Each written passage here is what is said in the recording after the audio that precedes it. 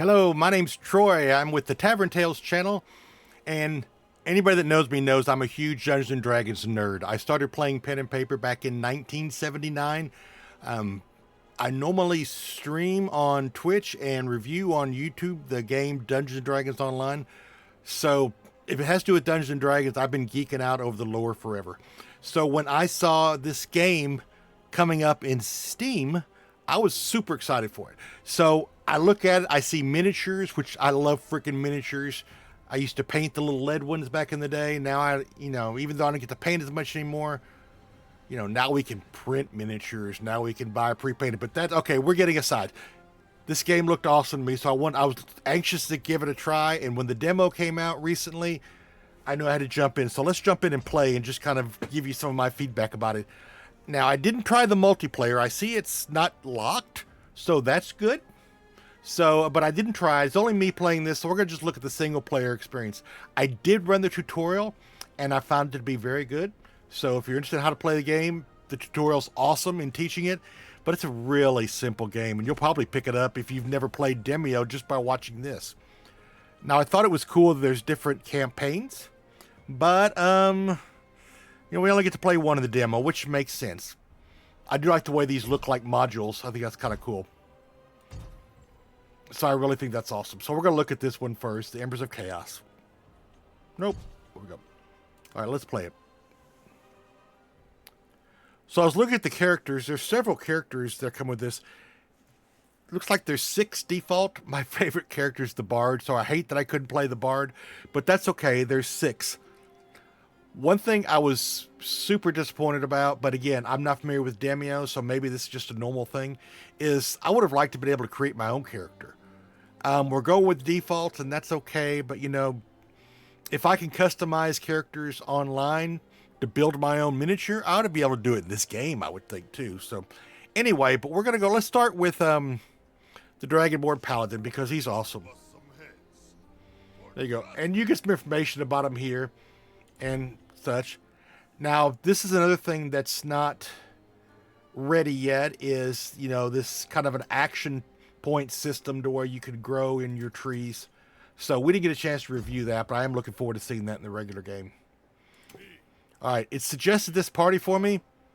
I'm good with this, a ranger, although I don't know that I really want it. I haven't found the rogue to be real helpful. She does great sneak attack damage, but we'll stick with her. What the heck? We've got the paladin in this too, so let's do it. All right. I like Neverwinter Wood better, so we're going to join that one when we're there. And you can see, I love the video. I think this is so cool because you can see the, your players like you're sitting at the table.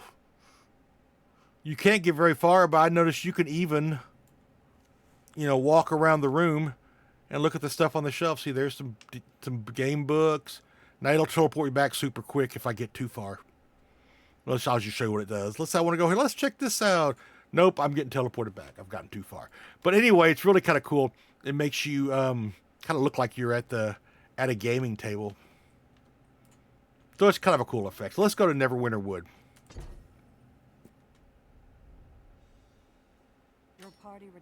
Now, one thing I was a little disappointed about is, it's only 2 in this adventure, 2 options for the demo. I would have liked to have skipped by this. I can't. It looks like I have to watch the whole thing. I hope that's not the case in the live version, but we'll see. But like I say, it looks really cool.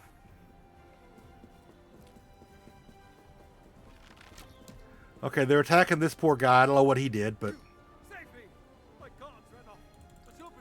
see, I can read faster than that reads. It'd be nice to be able to close that, just jump into the combat. So the way this game works, let me turn the sounds down for a second while I am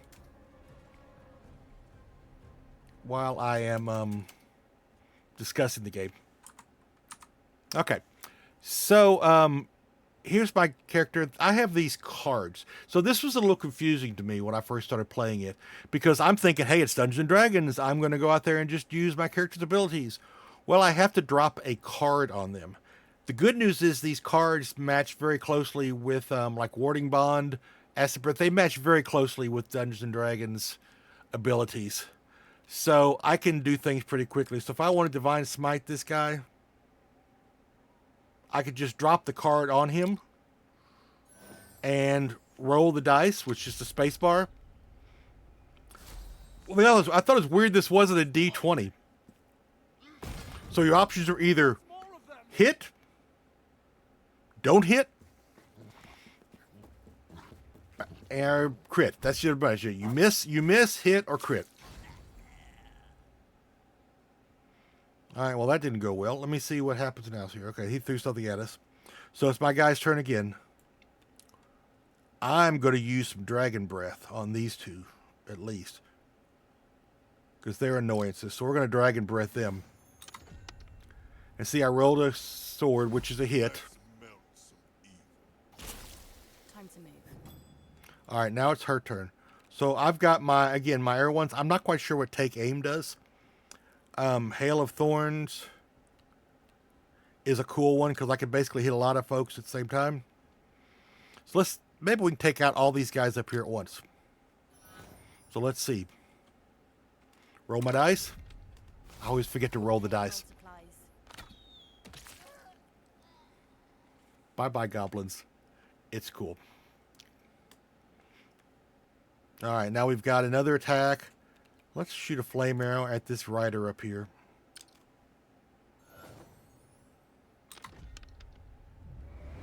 Fate chose you instead. Oh, my, I hit another guy. All right, well, that's fine. I did notice my acid breath left behind this little acid puddle, which these are pretty cool. They leave effects that actually affect the game if I push people into them or whatever.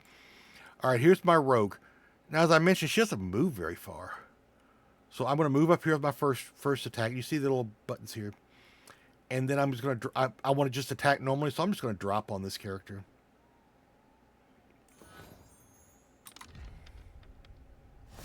We done? No. Good. One thing I did really enjoy is the quips by the characters are pretty awesome. So I really enjoyed that. But it does kind of... It plays like a miniatures game, which is cool. As we get a little further ahead, I'll show you the parts that I'm not as hip about, but there's not too many of them. Let's just fireball these suckers into oblivion. I'm sick of dealing with them. Yeah, let's fireball this dude. Stand back, everybody. Brace yourself. So now that I make that, he's also on fire. Ducked right into that. One thing I was always surprised by this game too is they come in, they attack, and they leave. It's like, now wait a minute, where's my attack of opportunity? This is Dungeons and Dragons, right? But alas, there's no attack of opportunity in this game. All right, so now we're back to my my paladin again. By the way, if you want to click on them, you see more options. I can look at their character sheet, which again, not as big of a deal considering it's not in the demo. They just have their base abilities. I can focus, so if I've gotten away on the map and I don't know where the character is, I can focus on that one character. Or this is the big thing, is delay a turn or skip a turn. So if I want to delay till somebody else did something, I could do that. But no, I don't want to do that. We're gonna whack the snot on this person here. So let's Divine Smite him. He's got it coming. Hit. Okay. And let's just hit him again. See, this card went on cooldown, so I can only use it once per turn. Alright, we're back to my rogue. Let's knock this person out of the running here. Breathe. Focus. Loose. Alright, they're gone. Oh, something's happening here. Alright, that one ran away.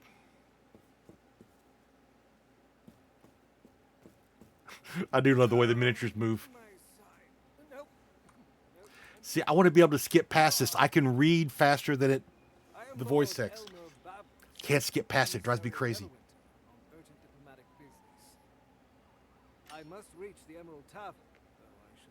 Now, I have run this before, and I'm not going to accept. If I accept, it takes me to the next level of the adventure, which I'm not on yet. So I'm going to decline.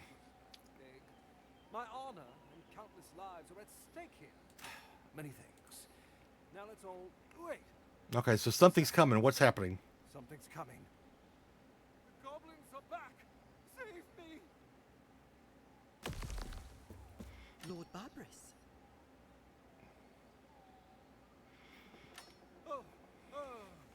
See, I want to be able to skip all this. I can read it. Lady Fallwater. Okay, what are you doing out here? What are you doing out here? Skip, skip, skip, skip, skip. Spacebar. I didn't try escape. Yeah, it still keeps going. So I beg you, Demeo folks, when this releases, let me skip this. This? It is not but a scrap. I joke in my Dungeons and Dragons game. Look, I'm not as young as I used to be. I'm on borrowed time. Let's roll. Bravely on. Move on. Rescue arrived. Timora smiles on you. But as mediator of the peace talks, I must hurry you to the Emerald Tavern. The elven envoy awaits you. Okay. Forgive my urgency, friends. These are dangerous times. I am Lady Gab, gab, gab, gab, gab. Druid of the Emerald Enclave. I believe I am capable of escorting his lordship. I thought about when I started recording this, cutting these parts out, but no, I think it's an important part of the game is that this game, while it's super cool, it has super parts that just lag and take forever. So, Demand it. As you wish, Lord Barbarous. All are welcome at the Emerald Tavern. Let us make haste. ready to advance. No, I'm not ready to advance. So I'm actually going to go in here. No, I can't. I can't go onto that. So if you advance, this is the part where I was trying to avoid and see if there was a way to go after the goblins. As war looms in the distance, you escort Lord Babbers and Lady Sancha to the So I take them to the next part. Unfortunately, the next part's not in the demo.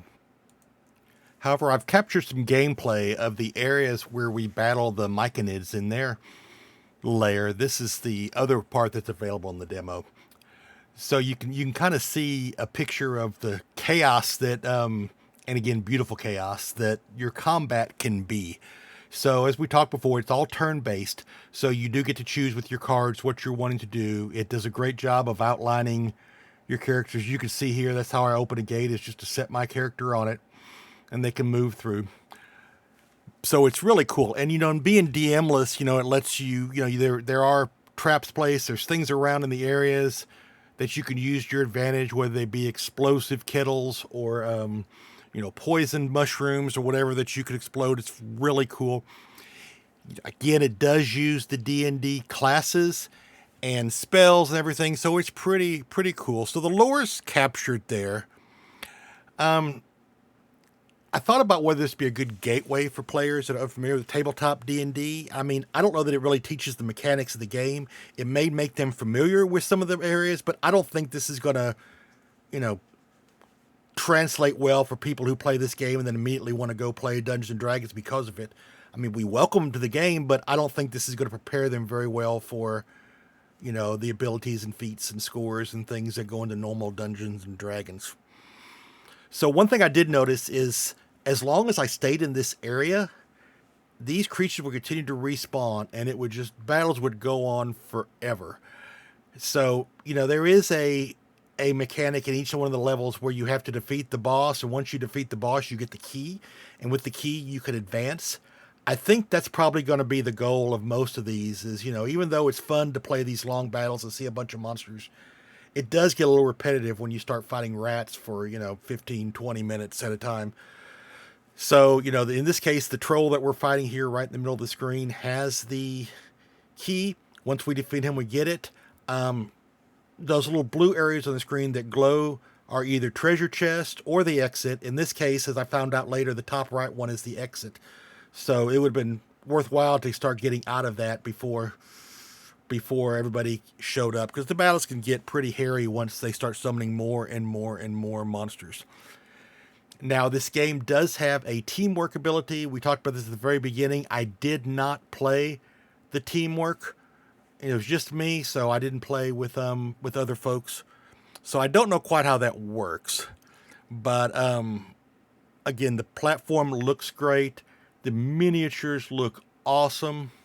A couple of things, though, that I didn't like about the game. I don't like that the dice, and again, this is probably a Demeo thing and not a, you know, not intended this way, but I don't like that the dice only gives you the options of hit, which you do all the time, and you do a standard amount of damage, or you miss with a crit, you know, with a skull, or you crit, which you do double damage.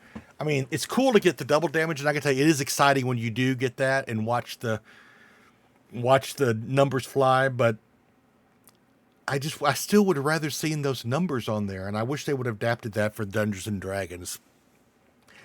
But again, when you do crit, it's really awesome. Now you see on the top screen, this mice are moving. God, they were so annoying. They only have 3 hit points, but they run in, attack, and then run away. Which again, where's my attack of opportunity? I want my attack of opportunity. And there's also a mechanic. You might see this little fountain in the middle of the screen right where the rats are moving now, that little blue flowing water.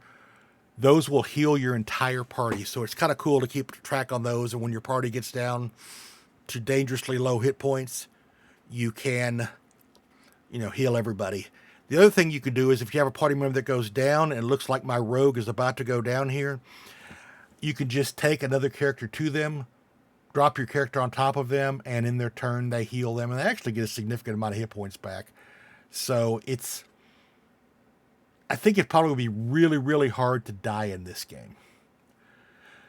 So I guess as the rest of my views go as I watch this, I do kind of concerned about the pace. Maybe part of that's just understanding the game, but it seems to move super slowly sometimes, you know, even as beautiful as it is.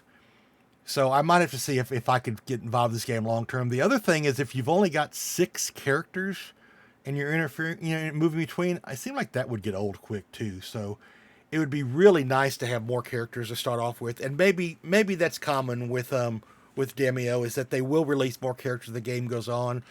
I don't know. I haven't played their other product, but the Dungeons and Dragons Battlemarked option is really cool for D&D players. I just let me skip those long cutscenes when they come available, and 2, you know, man, speed it up. Give me some numbers. But again, the game still, I have to say, it was a lot of fun, and I really, really, really enjoyed my time, even though I could see it getting tedious if I, you know, played much longer at the pace I was playing it. So what's the verdict? Well, it's going to stay on my Steam wish list, and I'm definitely going to pick up the game when it comes out. I do hope that what I've seen is just the bare bones of it, and that, you know, once I see the skill system and, you know, the expansion and the other options, places I could play, it's going to really sell me on the game, and I'll be looking forward to every moment of it. But yep, this D&D nerd's going to play it. Thanks for joining us on the Tavern Tales channel. I would really appreciate if you click that subscribe button and the like button below, and check me out for more videos. Thanks.